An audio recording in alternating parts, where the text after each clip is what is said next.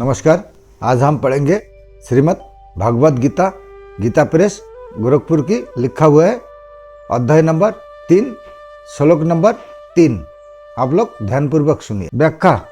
अर्जुन युद्ध नहीं करना चाहते थे। अंत उन्होंने समतावाचक बुद्धि शब्द का अर्थ ज्ञान समझ लिया, परंतु भगवान ने पहले बुद्धि और बुद्धियोग शब्द से समता का वर्णन किया था। दूसरे अध्याय का 39वां आदि अंत यहाँ भी भगवान ज्ञान योग और कर्मयोग दोनों के द्वारा प्रापणीय समता का वर्णन कर रहे हैं।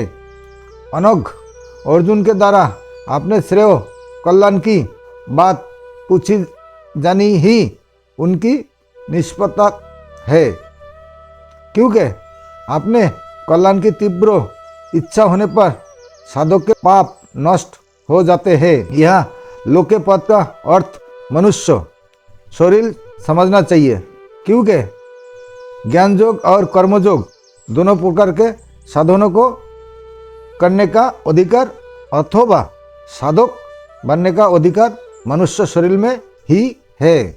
निष्ठा अर्थात समभाव में स्थिति एक ही है, जिसे दो प्रकार से प्राप्त किया जा सकता है, ज्ञान योग से और कर्म योग से।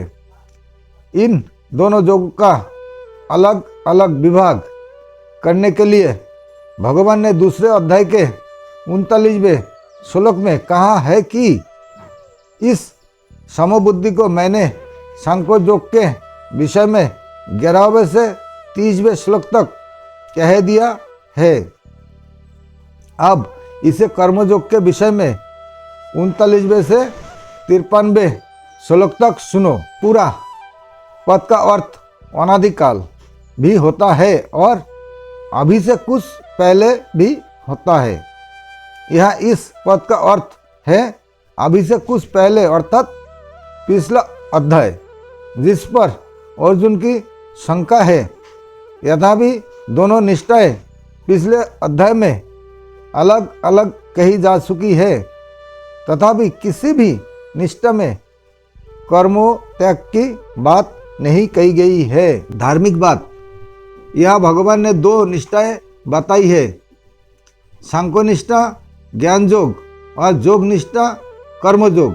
जैसे लोक में दो तरह की निष्ठाएं हैं, ऐसे ही लोक में दो तरह के पुरुष है। गीता वे है खर नाशवान संसार और अक्षर अविनाशी स्वरूप। खर की सिद्धि असिद्धि प्राप्ति अप्राप्ति में समो रहना कर्मयोग है और खर से विमुख होकर अक्षर में स्थित होना ज्ञान योग है। परंतु खर और अक्षर दोनों से उत्तम पुरुष तो अन्य ही है, जो परमात्मा नाम से कहा जाता है। वह परमात्मा खर से तो अतीत है और अक्षर से उत्तम है। अंत शास्त्र और वेद में वह पुरुषोत्तम नाम से प्रसिद्ध है। 15वें अध्याय का 18वां श्लोक ऐसे परमात्मा के सर्वथा सर्वभाव से शरण हो जाना भगवनिष्ठा भक्ति योग है। इसलिए खर की प्रधानता से कर्मयोग, अक्षर की प्रधानता से ज्ञान योग और परमात्मा की प्रधानता से भक्ति योग चलता है। सांख्यनिष्ठा और योग निष्ठा ये दोनों साधकों की अपनी निष्ठा है, परंतु भगवनिष्ठा साधकों की अपनी निष्ठा नहीं है, कारण कि सांख्यनिष्ठा और योग निष्ठा में साधकों को मैं हूँ और संसार है इसका अनुभव होता है। अंत ज्ञान योगी संसार से संबंध विच्छेद करके अपने स्वरूप में स्थित होते हैं और कर्मयोगी संसार की वस्तु शरीर आदि को संसार की ही सेवा में लगाकर संसार से संबंध विच्छेद करता है। परंतु भगवनिष्ठा में साधक को पहले भगवान है इसका अनुभव नहीं होता, और इसका विश्वास होता है कि स्वरूप और संसार इन दोनों से भी विलक्षण कोई तत्व भगवान है।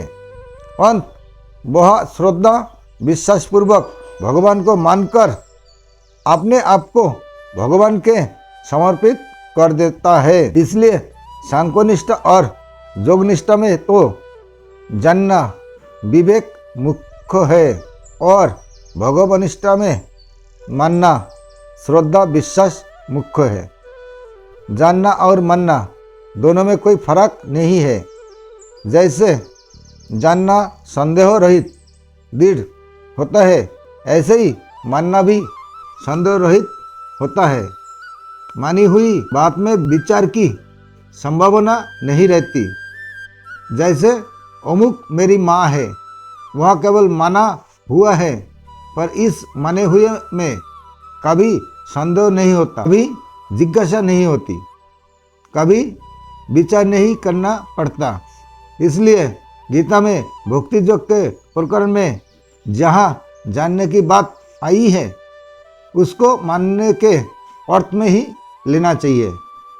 इसी तरह ज्ञान योग और कर्म योग के प्रकरण में जहाँ मानने की बात आई है, उसको जानने के अर्थ ही लेना चाहिए। सांख्यनिष्ठा और योगनिष्ठा तो साधन साध्य है और साधक पर निर्भर है, पर भवनिष्ठा साधन साध्य नहीं है।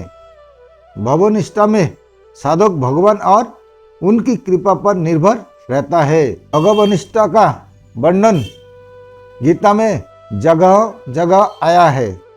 जैसे इसी अध्याय में पहले 2 निष्ठाओं का वर्णन करके फिर 30वें श्लोक में पदों से भक्ति का वर्णन किया गया। 5वें अध्याय में भी 2 निष्ठाओं का वर्णन करके 10वें श्लोक में ब्रह्मणाध्याय कर्माणि और अंत में भक्तार जगतपसाम आदि पदों से भक्ति का वर्णन किया गया है।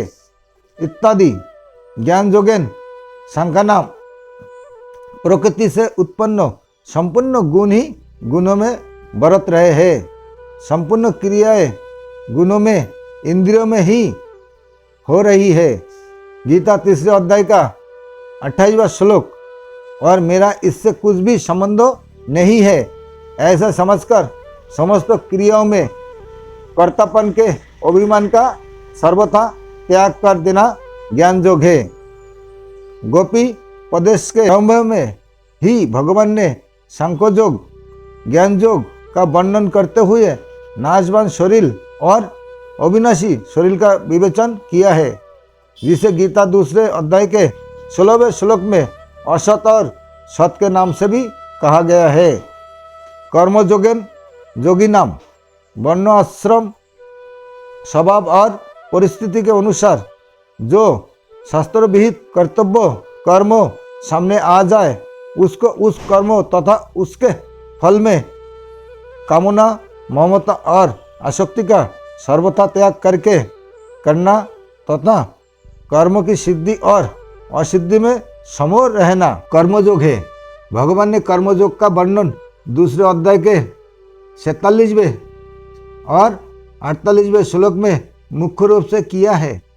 इनमें भी 47वें श्लोक में कर्मयोग का सिद्धांत कहा गया है और 48वें श्लोक में कर्मयोग को अनुष्ठान में लाने की विधि कही गई है। परिशिष्ट भाव कर्मयोग और ज्ञान योग ये दोनों ही निष्ठाएं लोक में होने के कारण लौकिक है। कर्मयोग में खर संसार की प्रधानता है और ज्ञान योग में अक्षर जीवात्मा की प्रधानता है। खर और अक्षर भी लोगों में ही है। अंत कर्मयोग और ज्ञान योग दोनों ही लौकिक निष्ठा है। जीव और जगत को मुख्यता देने से ही ये 2 निष्ठाएं हुए हैं। अगर जीव और जगत को मुख्यता ना देकर केवल परमात्मा को ही मुख्यता दे तो 2 निष्ठाएं नहीं होगी, प्रस्तुत केवल अलौकिक भवनिष्ठा भक्ति होगी। लौकिक निष्ठा कर्मयोग ज्ञान योग में साधन का अपना उद्योग मुख्य होता है, वह साधन में अपना पुरुषत्व मानता है। परंतु जब साधक भगवान का आश्रय रखकर साधन करता है, अपना उद्योग मुख्य नहीं मानता, तब उसकी निष्ठा अलौकिक होती है। कारण कि भगवान का संबंध होने से सब अलौकिक हो जाता है। जब तक भगवान का संबंध नहीं होता तब तक सब लौकिक ही होता है। किसी को बुरा ना समझे, किसी को बुरा ना चाहे और किसी का बुरा ना करे तो कर्मयोग आरंभ हो जाता है। मेरा कुछ नहीं है, मेरे को कुछ नहीं चाहिए और मेरे को अपने लिए कुछ नहीं करना है, इस सत्य को स्वीकार कर ले तो ज्ञान योग आरंभ हो जाता है। नमस्कार।